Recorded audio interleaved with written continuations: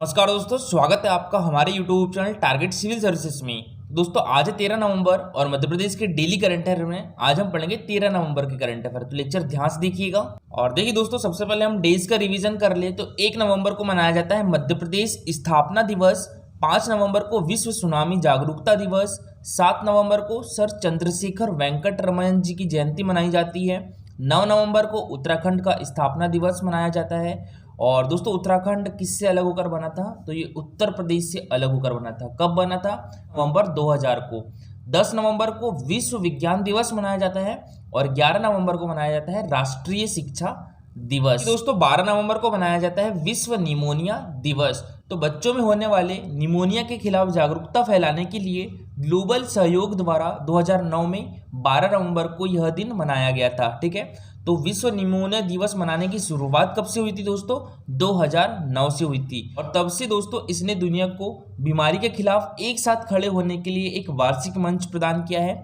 और निमोनिया से संबंधित विभिन्न घटनाओं और गतिविधियों के माध्यम से पूरे विश्व में यह दिन मनाया जाता है।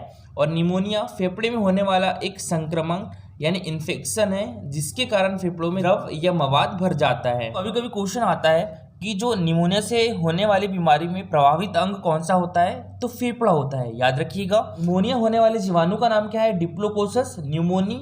और इसके लक्षण है दोस्तों तेज बुखार, फेफड़ों में सूजन होना। और देखिए दोस्तों, ये है हमारा Telegram channel target civil services. तो इस पर डेली 20 क्वेश्चन का क्विज होता है जिसमें 15 क्वेश्चन जो रहते हैं ये मध्य प्रदेश जीके से रहते हैं जो कि प्रीवियस ईयर एग्जाम में पूछे भी जा चुके हैं और एग्जाम पर्सपेक्टिव से भी इंपॉर्टेंट होते हैं।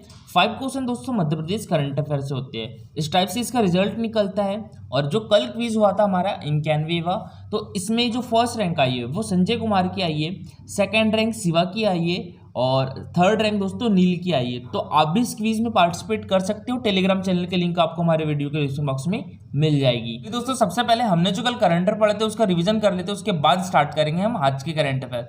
तो कल के करंट अफेयर में पहला क्वेश्चन था हमारा, हाल ही में मंत्री परिषद द्वारा हमारे मध्य प्रदेश में कितने नवीन शासकीय महाविद्यालय प्रारंभ करने का अनुमोदन किया गया है दोस्तों? तो ये 11 महाविद्यालय। तो इसका आंसर क्या हो जाएगा? Option number B 11। और दोस्तों हमारे मध्य प्रदेश के उच्च शिक्षा मंत्री कौन है? तो ये है डॉक्टर मोहन यादव। और देखिए दोस्तों, जनवरी 2021 की स्थिति में बात करें हम तो हमारे मध्य प्रदेश में 26 विश्वविद्यालयों के अंतर्गत 469 शासकीय महाविद्यालय आते हैं। और यहाँ पर अशासकीय महाविद्यालय यानी प्राइवेट कॉलेज की बात करें तो कितने हैं? 789 है। ठीक है, तो 469 गवर्नमेंट कॉलेज है और 789 प्राइवेट कॉलेज है। ठीक है, तो इसके बाद 11 नवीन शासकीय महाविद्यालय यानी गवर्नमेंट कॉलेज प्रारंभ करने का अनुमोदन किया गया है मंत्री परिषद के द्वारा। हमारे मध्य प्रदेश में जो विश्वविद्यालयों की संख्या है वो 26 है। तो इसमें पहला विश्वविद्यालय कौन सा था दोस्तों? तो ये था डॉक्टर हरि सिंह गौर विश्वविद्यालय। दोस्तों ये केंद्रीय विश्वविद्यालय है। ठीक है, कहाँ पर स्थित है? सागर में स्थित है और इसकी स्थापना 1946 में हुई थी। और जो 26वां विश्वविद्यालय है वो कौन सा है? तो वो छिंदवाड़ा विश्वविद्यालय है। ठीक है, अच्छा कमेंट बॉक्स में लिख के बताइए छिंदवाड़ा विश्वविद्यालय का नाम अभी हाल ही में क्या करने की घोषणा की गई थी मुख्यमंत्री शिवराज सिंह चौहान जी के द्वारा। ठीक है, तो ये कमेंट बॉक्स में लिख के बताइए। और दोस्तों जो छिंदवाड़ा विश्वविद्यालय उसकी स्थापना 2019 में की गई थी और वो हमारे मध्य प्रदेश का 26वां विश्वविद्यालय था। क्रिप्स भोपाल, क्रिप्स की फुल फॉर्म क्या होती है दोस्तों? Centre for research and industrial staff performance. क्या होती है? Centre for research and industrial staff performance. और नर्मदा की फुल फॉर्म क्या होती है? Nimar Abhyuday rural management and development association. इनके मध्य एक एमओयू कब साइन किया गया है दोस्तों? तो ये 8 नवंबर को साइन किया गया है। तो इसका आंसर क्या हो जाएगा? Option number A. क्वेश्चन है हमारा, किस जिले की आदिवासी महिलाओं ने कोदो कुटकी के कई उत्पाद तैयार कर भारतीय ब्रांड के नाम से बाजार में उतारा है? तो दोस्तों ये डिंडोरी डिस्ट्रिक्ट के। तो इसका आंसर क्या हो जाएगा? Option number D Dindori. और दोस्तों बात करें हम यहाँ पर डिंडोरी डिस्ट्रिक्ट की, तो देखिए ये 1998 में बना था मंडला डिस्ट्रिक्ट से अलग होकर। और न्यूनतम जनसंख्या घनत्व वाला डिस्ट्रिक्ट कौन सा है दोस्तों? तो वो भी डिंडोरी है। ठीक है, याद रखिएगा न्यूनतम जनसंख्या घनत्व वाला डिस्ट्रिक्ट कौन सा है दोस्तों? तो डिंडोरी है। और सर्वाधिक जनसंख्या घनत्व वाला कौन सा डिस्ट्रिक्ट है?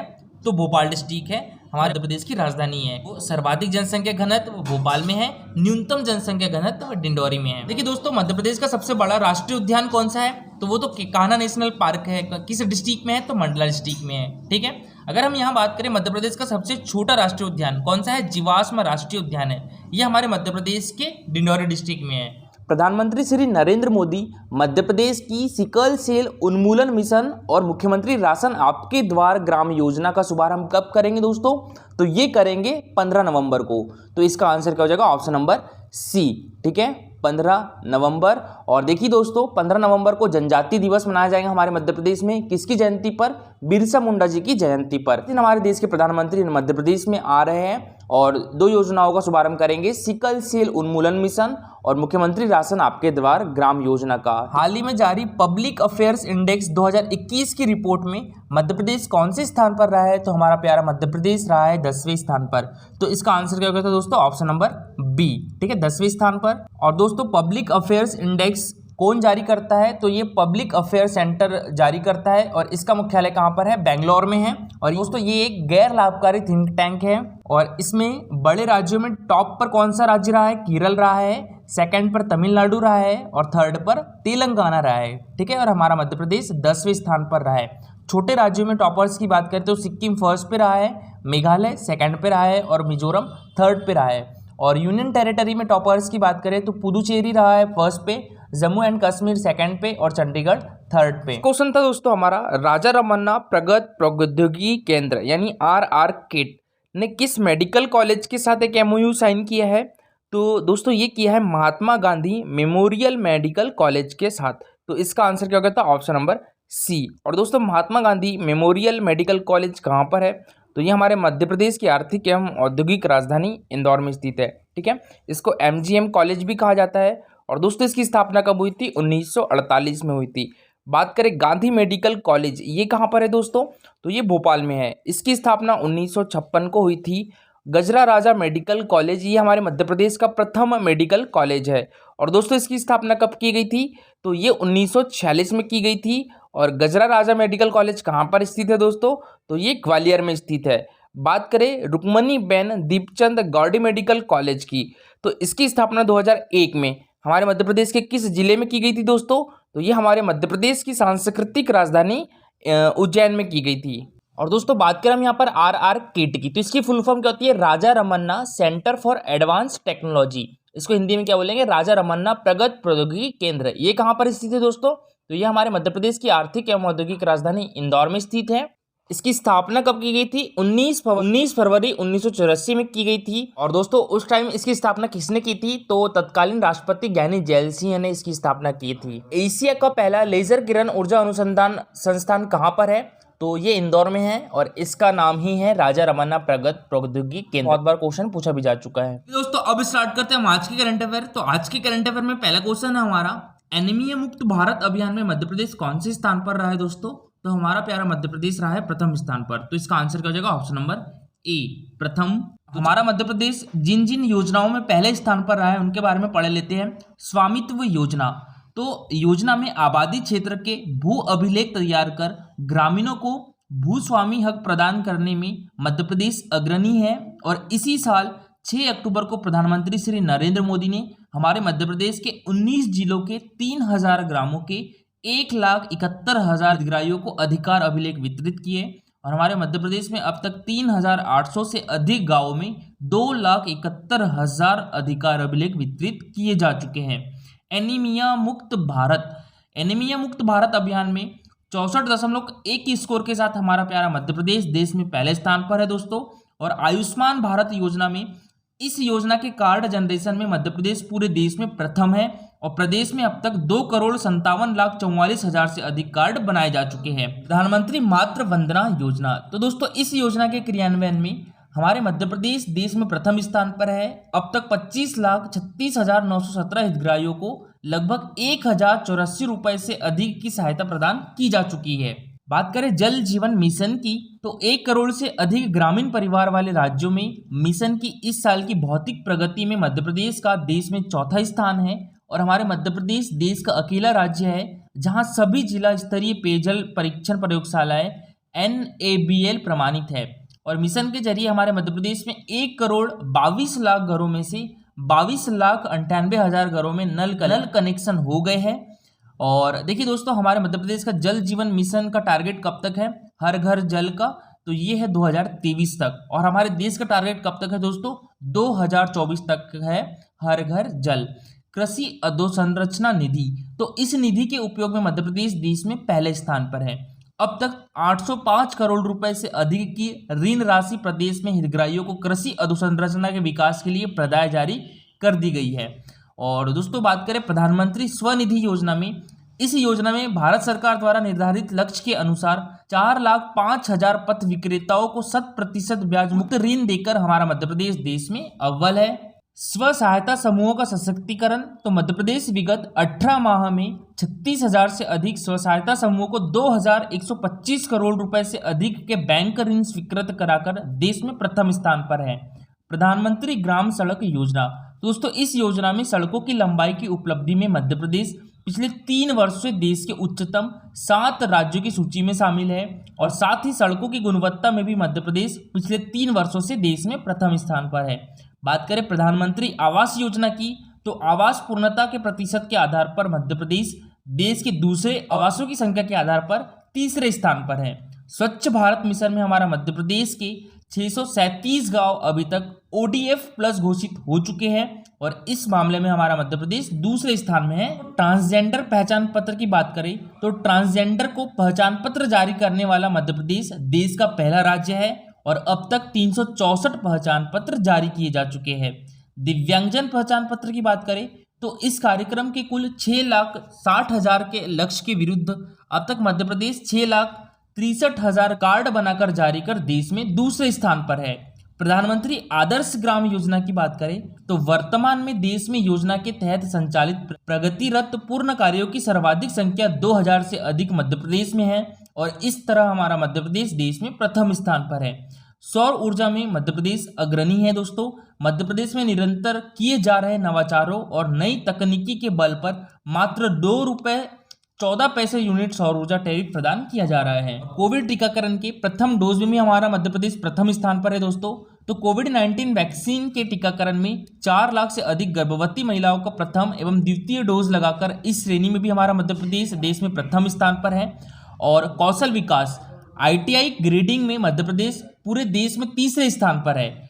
इसी तरह प्रदेश देश का पहला राज्य है दोस्तों जहां वर्ष 2020 में 3 प्रायोगिक NCVT SCVT ऑनलाइन परीक्षा सफलतापूर्वक आयोजित कराई गई है। ईज ऑफ डूइंग बिजनेस, तो दोस्तों इसके अंतर्गत प्रक्रियात्मक सुधारों के फलस्वरूप वर्ष 2019 में हमारा मध्य प्रदेश को देश में 4थी रैंक प्रदान की गई है।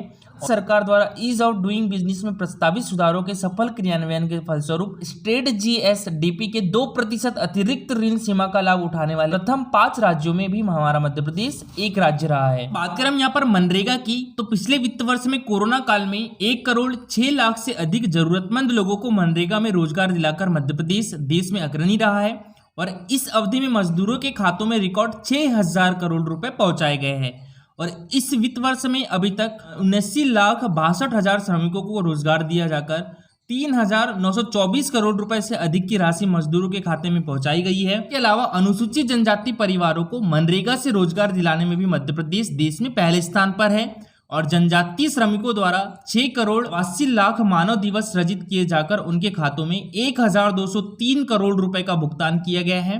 और मनरेगा योजना प्रारंभ से अब तक 54,30,000 स्थायी परिसंपत्तियों का सृजन कर हमारा मध्य प्रदेश देश में 4थे स्थान पर है। बात करें दोस्तों यहाँ पर हम नगरीय विकास की, तो भारत सरकार के स्वच्छ सर्वेक्षण 2020 में हमारे मध्य प्रदेश ने 1 पायदान की छलांग लगाकर तीसरा स्थान प्राप्त किया है, और प्रदेश के 369 शहर ODF प्लस और ODF प्लस प्लस घोषित किए जा चुके हैं।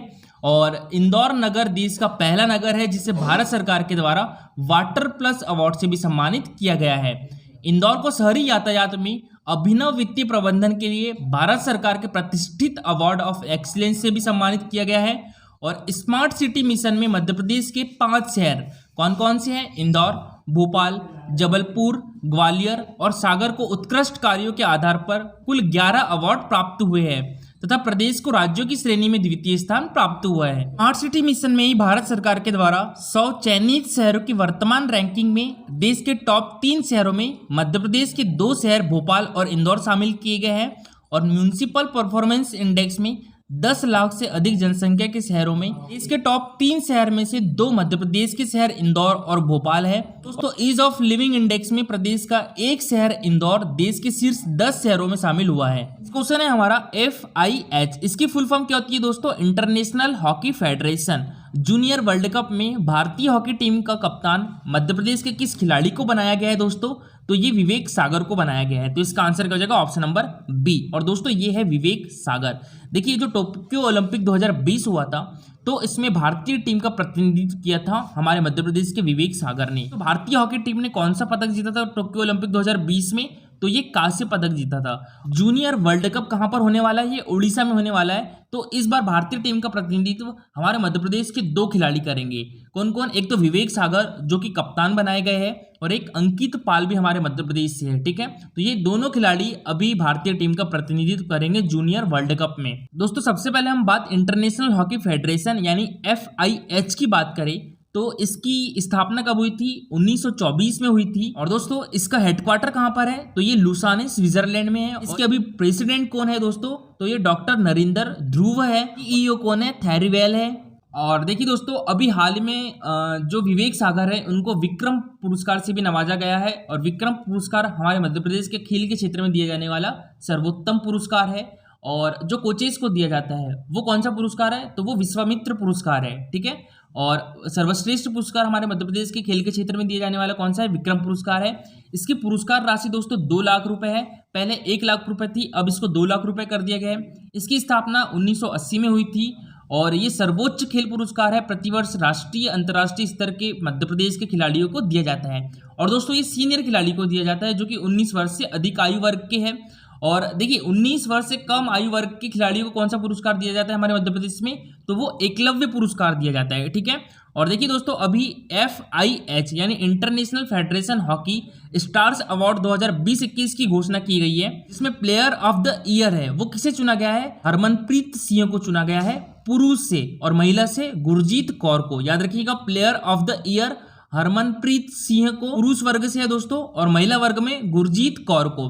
Goalkeeper of the year PR Sreejesh को, ये पुरुष वर्ग से PR श्रीजेश को गोलकीपर ऑफ द ईयर चुना गया है। और सविता पुनिया को महिला वर्ग से चुना गया है गोलकीपर ऑफ द ईयर के लिए। और देखिए rising star of the year Vivek Sagar को चुना गया है पुरुष वर्ग के लिए। याद रखिएगा विवेक सागर हमारे मध्य प्रदेश से है तो इनको rising star of the year मिला है। और शर्मिला देवी को महिला वर्ग में rising star of the year चुना गया है। Coach of the year Graham read को पुरुष वर्ग में और जॉर्ड मारिन को महिला वर्ग में चुना गया है। तो ये FIH स्टार्स अवार्ड 2020-21 के विजेताओं की सूची है। और देखिए दोस्तों विवेक सागर को आज अर्जुन अवार्ड से भी नवाजा जाएगा, तो इसके बारे में मैं कल पूरी डिटेल में बताऊंगा। तो ओलंपिक के कांस्य विजेता हॉकी प्लेयर विवेक सागर को भारतीय टीम की कमान सौंपी है। और जूनियर हॉकी वर्ल्ड कप 2021 में विवेक सागर कप्तान की भूमिका निभाएंगे। उड़ीसा के भुवनेश्वर में 24 नवंबर से 5 दिसंबर तक हॉकी वर्ल्ड खेला जाएगा। और इंडिया की जूनियर हॉकी पुरुष टीम की घोषणा गुरुवार को हुई है। इसमें मध्य प्रदेश के इटारसी के चांदौन गांव के बेटे DSP विवेक सागर कप्तानी करेंगे। और 21 साल के विवेक को दूसरी बार जूनियर इंडिया टीम का कप्तान बनाया गया है। और दोस्तों इस प्रतियोगिता में दुनिया भर की 16 टीमें भाग लेगी। साल 2016 में भारत ने FIH पुरुष जूनियर विश्व कप का खिताब अपने नाम किया था। और दोस्तों 2018 में कौन सा पदक जीता था? रजत पदक जीता था। 24 नवंबर से शुरू होने वाले जूनियर हॉकी विश्व कप में भारत के अलावा Belgium, Netherland, Argentina, Germany, Canada, दक्षिण अफ्रीका, मिस्र, इजिप्ट को बोला जाता है मिस्र, Pakistan, Korea, Malaysia, Poland, France, Chile, Spain और अमेरिका की टीमें शामिल है। और भारतीय पुरुष हॉकी टीम के कोच कौन होंगे दोस्तों? तो ये हो गए ग्राहम रीड। देखिए दोस्तों जूनियर हॉकी विश्व कप के लिए भारत की 18 सदस्यीय पुरुष टीम है। कौन कौन से? विवेक सागर कप्तान होंगे, संजय उप कप्तान होंगे, और यहाँ पर अंकित पाल का नाम रखिएगा, ये भी हमारे मध्य प्रदेश से है। और विवेक सागर प्रसाद ये भी कप्तान हमारे मध्य प्रदेश से है।